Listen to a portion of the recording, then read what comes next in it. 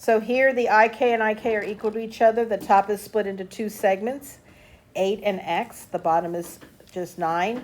So you make the two pieces equal to the whole thing. 8 plus x equals 9. Okay? So then here you would subtract 8 from both sides, and you would get that x equals 1. In the instructions, they wanted you to find this question mark. So x is equal to 1 is your answer. So you just take x plus 18 plus 2 equals the big guy, 2x plus 32. Anybody have any questions on that?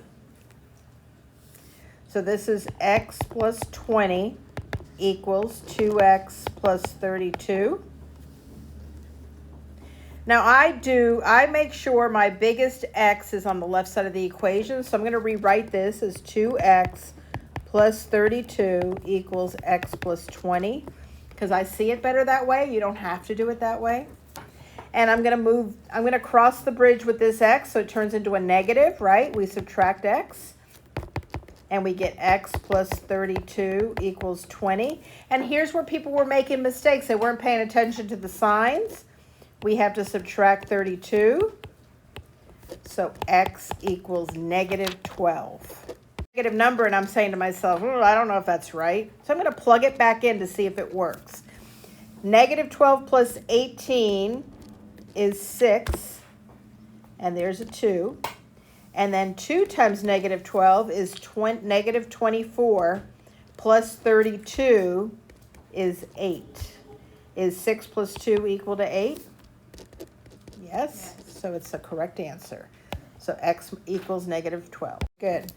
So we take x plus 22 and add it to 2x plus 33. And it equals the whole thing. What's the whole thing? Yeah. It equals 19. And now we're going to add these two x's, and we get a 3x. We have 1x and 2x is 3x. 22 and 33, I think, is 55, equals 19. And we have 3x equals, what's that, 35, 36? Somebody tell me. Negative 36.